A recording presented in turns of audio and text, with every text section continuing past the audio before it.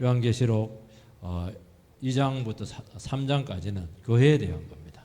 사실은 요한계시록은 교회에 주신 말씀이에요. 교회 많은 핍박이 있지만은 결국 교회가 이긴다. 이게 요한계시록의 메시지입니다. 그래서 서론 읽고 나서 바로 교회를 다뤄줍니다. 그리고 나서 교회에서 무슨 일이 일어날 것인가. 5장부터 막 계속 교회가 얼마나 영광스러운가. 그 핍박 가운데서 어떻게 교회가 싸우는가. 최종적인 승리는 교회에 있다는 것이 말씀되고 있습니다. 7교회입니다. 우리 7 자체가 완전수예요. 7교회는 그냥 7교회가 아니고 지상에 있는 모든 교회를 대표하는 겁니다. 그 에스버두 사빌라, 이게 7교회거든요. 앞자리만 따서 외우시면 돼요. 에스버두 사빌라. 쭉 하면 이렇게 돼요. 둥글게 돼요. 에베소, 버가모, 스무나, 버가모, 두아디라, 빌라델피아, 사대가 아니고 사대가 중간에 빠졌네요. 라오디게아 이렇게 되는데 둥근 게 있는데 그 중간에 주님이 계시죠. 그 말은 뭘 얘기하냐니까 주님께서 지상에 있는 모든 교회를 주관하고 있다는 것이죠. 붙들고 있습니다. 오늘 지상에 있는 교회들을 바라보면 실망을 많이 합니다. 특히 코로나 지나고 나서 교회를 안 나와요. 교회 갈 필요 없다. 그 꼴 보기 싫다. 왜냐하면 이 교회 가든 또 그 꼴 볼 거니까, 다른 데 가도 그 꼴 볼 거니까 이제는 교회를 안 믿습니다. 이거는 대단히 불행한 겁니다. 공회를 믿사오며 교회거든요. 교회를 믿어야 되거든요. 목사를 믿어야 되고. 이거는 어마어마한 불행입니다. 주님께서 뭘 붙들고 있어요? 7별과 7 촛대입니다. 별은 교회입니다. 촛대는 사역자예요. 교회를 안 믿고 사역자를 안 믿으면 누굴 믿어요? 그거는 사람을 보고 믿는 게 아닙니다. 건물을 보고 믿는 게 아니고 하나님께서 붙들고 있는 그 주님 보고 믿는 거예요. 핑계가 될 수가 없는 거죠. 우리는 문제가 많지만은 그 문제 많은 교회에서 신앙생활 할 수밖에 없습니다. 완전한 교회 없어요.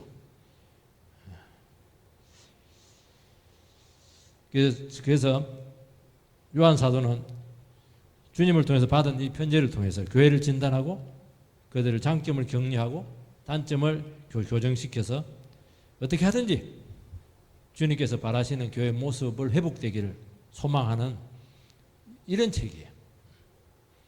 주님이 계시기 때문에 우리가 문제 많은 그 교회에서 몸을 담그고 영혼을 맡기는 겁니다. 본문은 이제 첫 번째 교회인데 에베소 교회죠.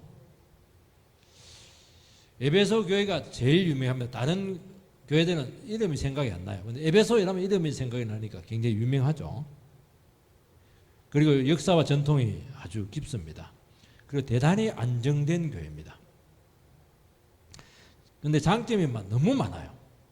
근데 단점이 하나가 딱 있는데 그거는 치명적인 약점이에요. 그 약점 극복 안 하면 촛대를 옮겨버리겠다는 겁니다. 촛대 옮기면 안 돼. 껍데기만 남죠. 그게 뭐냐? 처음 사랑을 잃어버렸다는 것이죠. 첫 번째는 이 전통을 붙든 교회입니다. 에베소는 소아시아의 대표 도시죠. 로마가 5개 큰 도시, 로마, 알렉산드리아 뭐 이런 식으로 5개, 안디옥도 있고 그 다음에 요 에베소 5개 도시가 있는데 그 중에 하나입니다. 바울 사도가 2년 동안 드란노 서원에서 말씀을 집중적으로 가르쳤습니다. 그 2대 목사님이 아볼로예요. 유창한 설교자죠. 그 3대가 보리스길라와 아굴라입니다. 4대가 디모데예요. 5대가 최근까지 목회했던 그 요한 사도입니다. 사도급 굉장해요. 그 1대에서 5대까지 담임 목사님이 최고의 목회자입니다. 이것도 복이죠. 그러니까 역사와 전통이 있고 아주 자부심이 있습니다. 이런 교회는 특징이 하나가 있는데요. 굉장히 진리를 사모합니다. 왜냐하니까 말씀 그 자체였거든요. 그리고 교회를 너무너무 사랑해요. 그리고 진리와 싸웠던 그 흔적들이 있기 때문에 이런 교회도 진리 위에 서 있기 때문에 쉽게 흔들리지 않아요. 그리고 교회가 순항합니다. 왜냐하면 안정이 되었거든요. 그러니까 영적인 통행이 굉장히 좋아요. 이 큰 교회들, 오래된 교회들을 비판하고 그렇게 하는데 그럴 필요 없어요. 굉장히 토양들이 좋아요. 뭔가 토양이 좋으니까 몰리는 거거든요. 그리고 말씀에 대한 이 자세라든지 영적인 지도자에 대한 태도 이런 것들이 굉장히 중요한 건데 이런 아주 좋은 자질을 가지고 있다는 것입니다. 바울 사도가 이제 3차 전도 여행을 끝내고 나서 고린도에서 예루살렘으로 거쳐서 로마로 가게 돼 있는데 고린도에서 예루살렘을 거치러 가는데 밀레도라고 하는 그 항구 도시에 멈춰서 밀레도에 조금 더 들어가면은 에베소서가 있습니다. 그 목회자들 전부 다 초청을 해요. 고별 설교를 하는데 그때 이단에 대해서 굉장히 강력하게 경고를 합니다. 이단을 막으라는 거예요. 그러니까 이 에베소 지역은 이단적인 분위기가 아주 강한 곳입니다. 신천지 보니까 이 전라도 광주 가니까 굉장히 신천지가 강하더라고요. 자꾸 전화가 와요. 신천지 아니냐고. 그러니까 이런 이단적인 분위기가 강한 곳에서는 교회를 지키기 위해서 정체성을 유지하기 위해서 진리를 수호하려고 하는 입장이 훨씬 더 강력합니다. 그러니까 교회가 되게 전투적입니다. 왜냐하면 이단과 싸워야 되니까. 이단은 죽기 살기로 교회를 깨뜨리고 하니까 막아야 돼. 전쟁이에요, 전쟁. 항상 교회가 진리로 전쟁을 치르니까 진리가 예리하게 살아있는 거예요. 1절 말씀을 보면 에베소 교회 사자에게 편지하라. 오른손에 있는 7뼈를 붙잡고 7 금초대 사이를 거니시는 이가 이르시되. 주님이 교회와 사역자를 붙들고 있습니다. 그런데 주님께서 그 사이를 지나가고 있습니다. 이 말은 교회는 사람의 손에 의해서 달린 것이 아니고 주님께서 교회와 사역자를 지고 있다는 것을 말씀하고 있습니다. 에베소 교회는 대단히 안정된 교회고 아주 기라상 같은 목회자들이 그 목회를 했고 이런 교회들은 한두 사람에 의해서 쉽게 좌지우지 되지 않아요. 개척교회가 교회가 적고 100명 안 되고 이렇게 하면은 한 사람이 100분의 1, 100분의 3 이렇게 되기 때문에 영향력이 굉장히 커요. 그런데 교회가 나이가 들고 안정이 되고 이러면 한두 사람에 의해서 교회가 쉽게 흔들리지 않아요.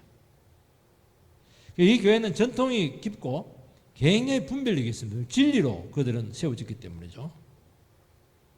그런데 이런 교회에 약점이 하나가 있다는 겁니다. 무슨 약점이 있냐니까 복음보다는 역사와 전통을 붙들기기 쉬워요. 왜냐하면 우리는 역사와 전통이 있으니까요. 능력의 종들이 거쳐갔기 때문에 목회자에 대한 자부심이 굉장합니다. 그러면서 자기도 모르는 사이에 주님께로부터 오는 능력을 놓칠 수가 있다는 것이죠. 그래서 역사와 전통이 있고 다른 사람들이 막 자랑하고 그런 교회들은 겸손하도록 굉장히 노력을 해야 됩니다. 왜냐하면 그 금초대 사이를 거닐고 계신 주님이 잘 안 보이거든요. 사람들은 칭찬에 막 이렇게 빠져가지고 교회 본질을 잃어버릴 가능성이 굉장히 많은 겁니다. 그리고 대개 이런 교회들은 프라이드가 굉장히 강해요. 그리고 자부심이 굉장합니다. 나는 무슨 교회 다닌다 굉장한 자부심을 가지고 있어요. 그것도 그럴만도 해요. 근데 그거하고 복음의 능력하고는 아무 상관이 없어요. 그걸 가지면 가질수록 능력은 갉아먹어지게 되는 것입니다. 여러분 교회라고 하는 것은 큰 교회 작은 교회도 있고 그렇게 하지만요. 사실은 제대로 된 교회는 작은 교회도 마찬가지야. 사람에 의해서 좌우되지 않습니다. 이걸 믿어야 되는 거예요. 왜냐하면 교회를 붙들고 계신 분이 주님이시고 그 교회의 말씀을 전가하는 사역자를 붙드신 분 주님이라는 거예요. 그 심판 제1호는 누구냐? 사역자예요. 사역자가 주님 뜻대로 하면 바로 머리끝 잡고 쫓아내겠다는 거예요. 굉장히 무서운 겁니다. 이거 내쳐버려요. 왜냐하면 자기 교회가 아니거든요. 그래서 자칫하면은 사람이 부흥의 방해에 오시게 될 가능성이 굉장히 많아요. 왜냐하면 주님은 안 보이고 사람이 보이는 거예요. 그래서 여러분 우리는 기억해야 됩니다. 특히 단임 목사가 제일 중요하죠. 중요한 것보다 제일 영향력이 큰 거예요. 굉장히 조심을 해야 돼요. 방해가 안 되도록 중직자분 되신 분들께서 방해가 안 되도록 이걸 굉장히 조심해야 되는 겁니다. 왜냐하면 교회 주권자는 주님이시거든요.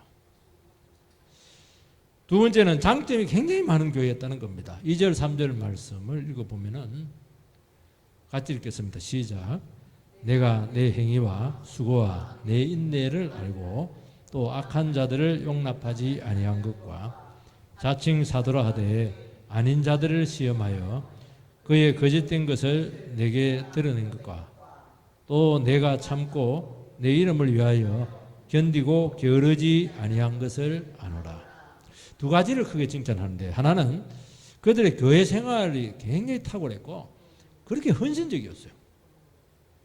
두 번째는 순수한 진리 수의 의지가 굉장히 강력한 겁니다. 이것은 에베소 교회의 엄청난 힘이었고 장점이었고 저력이었죠. 그러니까 이 교회는 기초가 굉장히 탄탄한 거예요. 칭찬이 두 가지인데, 첫 번째는 행위와 수고와 인내입니다. 두 번째는 진리로 끝까지 싸운 것입니다. 에베소 교회는 자랑거리가 너무 많아요. 전통이 있죠. 기라사도 목회자가 있죠. 규모가 있죠. 안정되었죠. 영향력이 있게 되는데, 이런 것들이 사람의 힘에서 온 것이 아니고 믿음에서 나왔다는 거예요. 그리고 이 성도님들은 몸을 아끼지 않아요. 여러분, 교회는 몸으로 하는 겁니다. 입으로 하면 안 돼요. 입은 하지만 어떤 분들은 교회에서 보면 입으로 다 하는데, 입으로 하면 할수록 시끄러워져요. 입은 늘 얘기했잖아요. 기도하고 찬송할 때 입을 쓰시고 밥 먹을 때 쓰시고, 요즘은 뭐 마스크도 하고 이러는데, 몸을 그래 행동하고 봉사하고, 요게요 쉽지가 않아요. 입은 쉬운데 몸을 쓰는 건 굉장히 쉽지가 않아요. 돈으로 때우는 건 쉬운데 몸을 쓰는 건 굉장히 힘들어요. 그리고 이런 것들을 할 때 인내로서 하는 겁니다. 한두 번은 할 수 있는데 꾸준하게 하지 못해요. 그런데 여기는 꾸준하게 한다는 거예요. 이게 힘이고 저력이죠. 교회가 불안정한 교회는 뭐 맡길 수가 없어요. 맡기면 그냥 뻥꺼내버리니까. 지금 압제 속에 있는데도 불구하고 성도님들이 각자의 힘도 굉장히 힘들어요. 그런데 지체와 교회를 위해서 섬기고 수고하고 또 잘 참았어요. 이게 성숙된 아주 훈련된 교회의 모습이라는 것입니다. 그래서 이런 헌신자가 많은 교회는 굉장히 복되죠. 풍성하죠. 부족한 것이 없어요. 이런 교회 다 다니려고 하지 않겠습니까? 7교회 중에서 사실은 주님께서는 두 번째 교회 서문화 교회하고 6번째 교회 빌라델피아 교회를 칭찬을 했는데, 서문화 교회는 너무 핍박을 해서 순교자가 많아요. 그런 교회 안 가요. 빌라델피아 교회는 너무 가난해. 안 가요. 거기 어디 갑니까? 에베소 교회를 가는 거예요. 에베소 교회 다 있잖아요. 특히 이단들이나 거짓 가르침에 대해서 단호한 태도를 취합니다. 왜냐하면 이단이나 거짓 가르침이 교회에 침투하면 교회는 바로 깨집니다. 참 교회가 세워지는 건 어려운데요, 깨지는 것은 금방입니다. 그래서 이 사람들 진리의 중요성을 알기 때문에 어떤 대가를 지불하더라도 이단적인 가르침은 무조건 몰아냈습니다.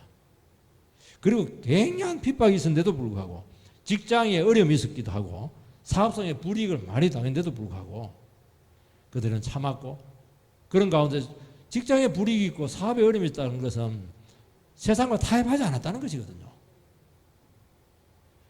그리고 악한 것들, 거짓된 것들, 이단적인 것들에 대해서 분별해서 확실하게 태도를 취해 주었다는 것입니다.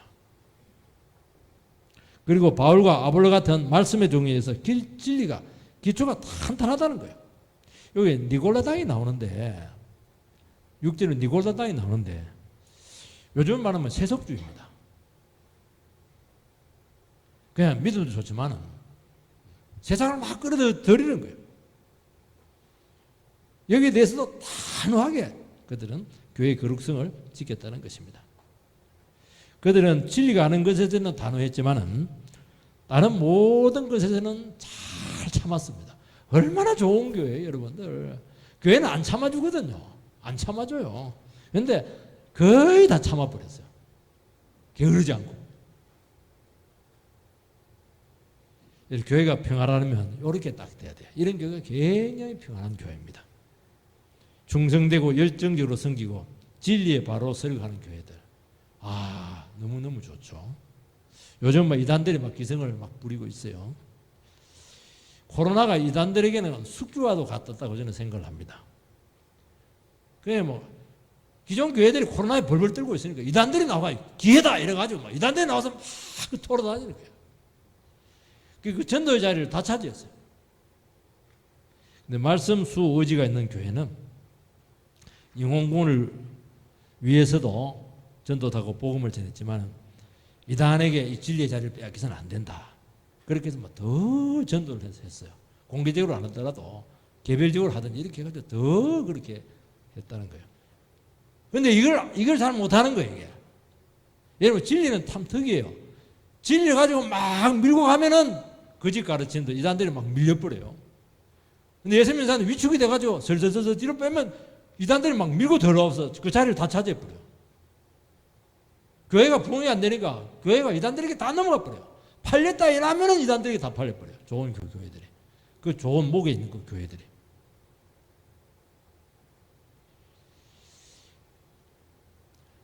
제가 농협 앞에 가서 전도를 많이 하거든요. 그 전에 보면 여호와 증인이 꼭 파수대에 세워놓고 둘이 서 있어요. 저는 뭐 거기서 열심히 전도를 해요. 그리고 한 번씩 그 상가들을 이렇게 돕니다. 그러면 또 누가 그 안에 가 있냐면 하나님의 교회에 온 사람들이 막 돌면서 막 떡 주고 이렇게 해요. 이제 뭐 제가 열심히 가니까 제뭐 간 건 아니겠지만 요즘은 안 보여요. 한 1년 전부터는 안 보여요. 잘 안 보여요. 요즘 사람들은 진리에 대해서 굉장한 혼동을 겪고 있습니다. 왜 그러냐니까 종교다원주의 때문에 그렇다는 거예요. 종교다원주의가 영적인 이 기류를 굉장히 혼란스럽게 했고 모호하게 만든 거예요. 지금 다 인정하고 포용하자. 그게 다원주의 아니겠어요? 뭐 그렇게 막 쌍심지 경합해서 분리주의로 나가냐 이렇게 하는 거예요. 물론 그거 얼마나 좋아요. 아니 이것도 진리고 저것도 진리고 이것도 좋고 저것도 좋고 누이 좋고 매부 좋은데 이 사람들이 분간을 못하고 있는 것입니다. 그러면서 진리가 모호해지고 있다는 것이죠. 다 인정하고 받아들이자. 못 받아들여요. 왜냐하면 그건 누룩이기 때문에 조금만 들어와도 그 누룩이 전체를 변질시키는 거예요. 그래서 무서운 겁니다. 박멸을 해야 되는 거예요. 이거는 받아들이는 문제가 아니라는 거예요. 우리는 얼마든지 받아들이기를 원하고 있습니다. 그건 두 가지 부분에 있어서 확실해야 받아들일 수가 있어요. 하나는 예수밖에 구원이 없다는 거예요. 예수의 유일성이죠. 또 하나는 성경만이 진리라는 겁니다. 이 두 가지에서 합의가 되면 받아들일 수가 있어요. 나머지는 절대로 받아들일 수가 없어요. 우리나라 사람들은 막 특징이 있어요. 신앙 선교사님들 때부터 그렇게 가르침을 받은 것 같아요. 성경은 무조건 하나님의 말씀이다. 이거는 막 어마어마한 한국교회 자산입니다. 유럽 가면 이거 성경 하나님의 말씀을 믿지 않아요. 그냥 하나의 문서를 이렇게 하지 안 믿어요. 그냥 좋은 교훈들을 모아놓은 교훈집이지 안 믿습니다. 지금 이런 기류들이 젊은 층에서부터 지금 오고 있는 거예요, 지금. 이게. 여러분, 모호하면 이단과 거짓 가르침에 의해서 기회를 주게 되는 것이고, 이것이 교회만 어렵게 하는 것이고, 사회 전체 분위기를 흐리게 만들게 되고, 지금 온갖 지저분한 인륜을 저버리는 그 온갖 법들, 뭐 차별금지법이라든지 뭐 여러 가지 뭐 말 안 하겠어요. 왜 이런 것들이 나오는 거예요? 이 진리의 문제에서 나온 거예요. 교회 문제에서 나왔다는 게. 그 나중에 되면 마귀들이 막 설쳐가지고 권력자들 내세워가지고 법을 딱 정해버리면 지는 거예요. 법은 그렇게 한 번 법으로 정하면 끝나는 거예요. 사회가 그렇게 흘러가게 돼 있는 거예요. 이게. 세 번째는 처음 사랑을 버렸다는 아주 신랄한 책망을 받습니다. 4절 5절 말씀 띄워주시기 바라고요. 4절 5절 같이 읽읍시다. 시작. 그러나 너를 책망할 것이 있나니 너의 처음 사랑을 버렸느니라. 어디서 떨어졌는지를 생각하고 회개하여 처음 행위를 가지라. 만일 그리하지 아니하고 회개하지 아니하면 내가 내게 임하여 내 촛대를 그 자리에서 옮기리라. 처음 사랑을 버렸습니다. 처음이라고 하는 건 두 가지인데, 시간적으로 처음 뜨거웠던 그런 사랑들, 아니면 이 히브리 헬라에서는 처음 할 때는 제일 중요하다, 그런 뜻을 가지고 있어요. 장점이 굉장히 많은 교회인데 치명적인 약점을 가지고 있습니다. 한 가지예요. 처음 사랑을 버렸다는 건데, 우리는 한 가지이기 때문에 별것 아니라고 생각을 할 가능성이 많거든요. 우리가 신앙생활 하다 보면 뭐 침체될 수도 있고 뭐 그냥 사랑이 식을 수도 있죠. 나중에 보면은 그의 껍데기만 딱 남아 있습니다. 용광로예요. 불이 계속 타야 돼요. 한번 꺼지면 그거 데피기 힘들어요. 처음에 뜨거운데 어느 순간 막 살살해졌다는 거예요. 분주하게 살다 보면은 놓칠 수도 있고, 그런데 중요한 거는 그 중요한 걸 놓쳤다고 생각하지 않는 거예요. 왜냐하면 좋은 것들이 너무 많거든. 교회에 좋은 것들이 너무 많은 거예요. 그러니까 그거 없어도 상관없어요. 커피숍도 있지, 다 있는데 뭐, 싹 다 있는데 뭐, 친교도 있고 뭐 돈도 있고 다 있는데요. 한 가지지만은 이거는 치명적이라는 거예요. 그거 안 하면은 촛대를 옮기겠다는 거예요. 모든 것이라는 거예요. 한 가지가 아니라는 거예요. 모든 것이라는 거예요. 이거 없으면 교회가 아니라는 거예요. 쉽게 말해서. 여러분, 개척교회나 초창기 때는 순수하고 뜨겁습니다. 교회가 어느 정도 부흥되고 안정되고 제도화되면 타성해졌게 되고 열정이 식고 추진력을 잃습니다. 교회 적을 때 내 빠지면 막 교회가 썰렁피기 때문에 목숨 걸고 예배 오는데 뭐 많으니까 내 한 사람 빠지는 거예요. 그거 뭐 상관없는 거예요. 또 누가 하면 전화 오지도 않아요. 그게 막 하루 이틀, 한 달, 두 달, 1년이 가버리면 싹 식어버려요. 교회는 잘 돌아가죠. 근데 불이 없어요. 설교에도 불이 없고, 찬양에도 불이 없고, 기도에도 불이 없고. 여러분, 교회 전통이 생기죠. 시간이 지나면은 또 유명해질 수가 있어요. 그리고 무리 없이 운영이 되죠. 유명해졌다는 건 사람들이 몰린다는 거예요. 거기는 사람들이 몰리는데 뭐 다 좋은 것들 다 있죠. 거기 어느 순간 타성에 젖어서 내용 없는 빈약한 교회가 될 수 있어요. 프로그램이 없는 거 아니면 프로그램이 화려합니다. 첨단 프로그램 다 가져올 수가 있어요. 전통적인 교훈적이고 보수신앙의 뿌리 깊은 교회일수록 이 내부 부식이 오게 되고 이것은 잘 몰라요. 그러니까 그렇게 위험하다는 거예요. 그래서 첫 교회 에베소 교회에서 여기에 대해서 신랄하게 비판하고 있는 거죠. 너희들이 지금 요 길을 가고 있다는 거죠. 그들은 이단과 거짓 가르침과 싸우다 보니까 굉장히 논쟁적이고 투쟁적인 습성을 가지게 됩니다. 여러분, 진리를 가지고 싸우면요, 사람이요 굉장히 냉정합니다. 잘못하면 우리 칼빈 요쪽, 우리 보수신앙 쪽에 있는 사람들은 막 진리에 목숨을 걸기 때문에요. 이게 나중에 보면요 냉혈한 것 같아요. 진리 아닌 것은 막 완전히 이거는 뭐 인간 취급을 안 해주거든요. 그러면서 신앙의 폭이 대단히 좁아질 수가 있다는 거예요. 그 의도는 너무 좋죠. 100% 교회를 지켜야 되고 순수성을 유지해야 된다는 거예요. 그러면서 수용폭이 굉장히 폐쇄적이 될 가능성이 많은 겁니다. 기독교는 절대 폐쇄적이지 않아요. 포용력이 굉장합니다. 그리고 딱딱하지 않아요. 경직되지 않아요. 굉장히 부드러워요. 플렉시블합니다. 유연한 거예요. 왜냐, 하나님 말씀이 전 우주를 포괄하기 때문에 그렇다는 거예요. 그래서 진리가 훼손되지 않는 범위 안에서는 관용하고 끌어안아야 돼요. 결정적인 부분 아니면 전부 다 끌어안아야 된다는 거예요. 여러분, 옳은 것, 바른 것을 추구하고 세속과 쾌락에 물들지 않으려고 얼마나 몸부림을 치겠습니까? 그런 가운데 하나를 잃어버렸어. 사랑을 잃어버렸어요. 그래서 딱딱한 진리의 가치입니다. 제가 신학교 교수님들에게 판사를 많이 했는데 정말 교리적으로 막 예리한 그런 분들이 있었어요. 근데 저분하고 대화가 안 되겠더라고. 대화가 안 돼요. 바로 정죄가 오기 때문이죠. 여러분, 신앙은 주님과의 인격적인 관계입니다. 그 관계 속에서 생명이 나오고 사랑이 나오고 긍휼이 나오고 포용이 나오고 자유로움이 나오고 상상력과 자발성이 나오는 것입니다. 그래서 이런 교회들을 다시 한 번 더 회복시키려면 다른 걸 하면 안 됩니다. 방법은 하나밖에 없어요. 뭡니까? 기본 복음으로 돌아가야 돼요. 기본으로 돌아가야 됩니다. 여러분 프로 선수들이요 하다가 어느 순간부터 성적이 안 나와요. 그러면 뭐 하냐니까 기본으로 돌아갑니다. 기본으로. 야구할 때 보면 기본 폼, 기본 자세 있거든요. 자기도 모르는 사이에 아주 기본적인 부분에서 약간 어긋난 거예요. 그걸 찾아내기가 어려운 건데 아주 뛰어난 코치들은 그 부분을 딱 지적을 하는 겁니다. 그 부분을 딱 교정하면은 다시 불이 붙는 거예요. 다시 성적이 더 나타나요. 마찬가지예요. 교회를 새롭게 하는 것은 다른 게 아닙니다. 기본 복음이에요. 기본 복음으로 돌아가면은 다시 살아나요. 사람들이 다시 한 번 더 주님 앞에서 막 죄 지은 거 생각나고 그전에 막 남 탓하고 남 욕했는데 전부 다 자기에게 문제가 있다는 것을 눈물을 흘리면서 이 사람들이 고쳐지기 시작해요.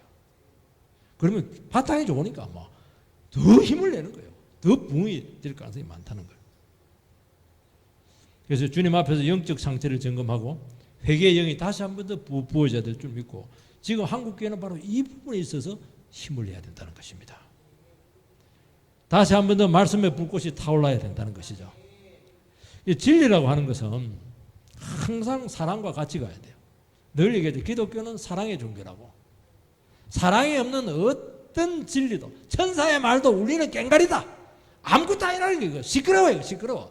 사랑이 없으면 막 진리 쩔쩔 하는데 시끄러워. 꽹과리 치지 말라는 거예요. 아무 의미 없어요. 사랑이 없기 때문이죠. 사랑이 없는 설교가 하지 말라는 거예요. 잔소리니까. 진리고 옳은데 사랑이 없으면 영혼을 죽이는 무기가 됩니다. 진리는 영혼을 살리는 것이 목적이에요. 그 예리한 진리로 다른 영혼을 판단하고 찌르게 된다는 거예요. 죽이는 겁니다. 그 칼로. 이 교회가 분쟁할 때 보면 전부 다 그 진리 갖고 싸웁니다. 양쪽의 입장을 들어보면 전부 다 옳아요. 100% 옳아요. 뭐라고 얘기하니까 다 교회를 위해서 한다는 거예요. 교회를 살리자는 거예요. 말아먹기 위해서 교회 분쟁 일으킨다는 사람 한 사람도 없어요. 그런데 사랑이 없으면 교회는 더 예리하게 쪼개집니다. 산산조각이 나버려요. 그 예리한 칼로 서로를 찔러버리니까. 그거는 진리 아닙니다. 그거는. 여러분 사랑에 빠진 진리 수호는 아주 날카롭게 파괴합니다. 진리는 반드시 사랑과 은혜에 담겨서 나와야 된다는 것이죠. 그래서 예배를 통해서 주님과의 만남이 일어나야 되는 것이 이거 외에는 되지가 않아요. 참 우리의 구원은 너무 놀라워요. 십자가는 두 개가 만나는 지점이잖아요.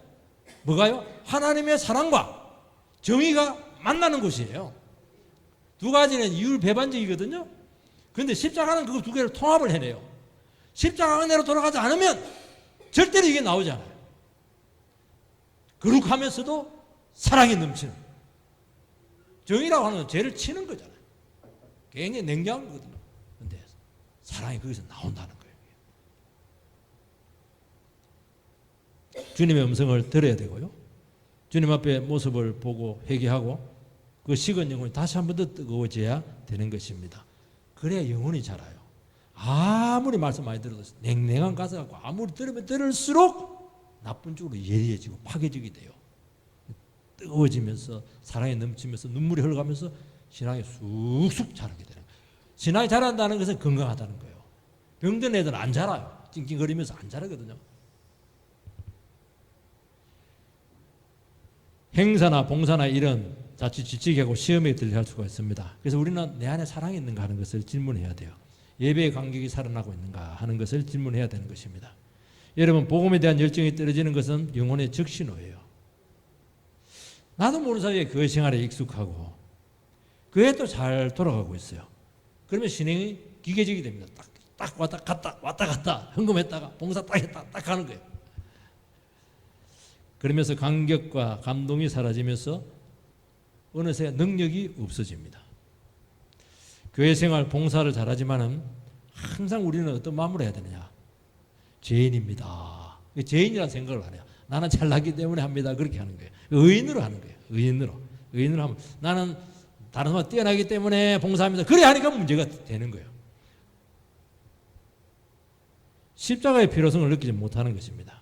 그러면서 정죄하고 판단하고 잘못을 용납하지 못해요. 그 다른 사람의 눈에 거스르기 시작하면 내가 심각한 문제에 빠진 거예요. 지금 요 딜레마에 빠진 거예요. 사랑을 잃어버린 거예요. 지금. 그래서 경직이 되는 거예요. 간절하지, 특징이 간절하지가 않아요. 네 번째는 어떻게 사랑을 회복해야 되는가 하는 문제죠. 1절 말씀을 다시 읽어보면은 에베소 교회 사자에게 편지하라. 오른손에 7뼈를 붙잡고 7 금초대 사이에 거니시는 이가 이르시되. 교회에 나타난 주님의 모습은 교회의 영적인 상태와 연결이 됩니다. 교회마다 주님이 나타나는 모습들이 다른 것은 주님이 지금 그것을 가지고 교회를 진단하고 있다는 거예요. 지금 7뼈를 붙잡고 있고 7 금초대 사이를 주님께서 거닐고 있습니다. 거닐고 있는 것은 산책하는 게 아니에요. 주님이 거니시지 않아도 얼마든지 종교생활 잘할 수 있습니다. 그러나 그분이 거니셔야 사랑이 살아나는 거예요.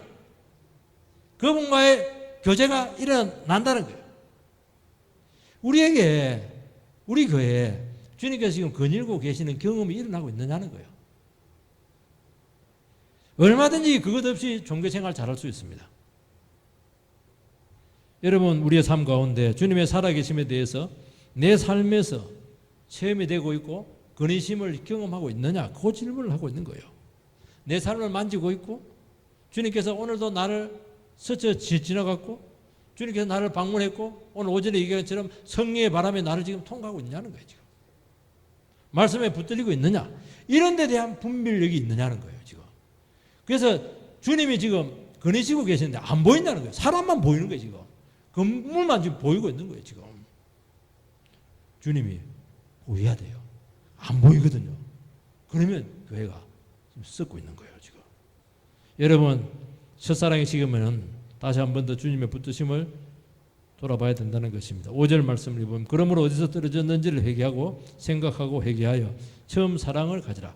여기 너무 아름다운 말. 생각하고 회개하라는 거예요. 무조건 회개하면 안 됩니다. 성찰을 해야 돼요. 생각하고 회개해야 돼요. 어디서 떨어졌는가 생각하고 진단을 해서 그 부분을 고치라는 거예요. 그게 어떤 지점이죠? 하나님과의 관계 문제죠. 나는 건강한가 하는 것을 생각해 보시기 바랍니다. 그래서 우리에게 제일 중요한 것은 성찰의 시간이에요. 조용한 주님 앞에서 말씀을 들으면서 자기 자신을 성찰하는 것이죠. 바른 길 걸어왔나? 왜냐하면 정신없이 걸어왔거든요.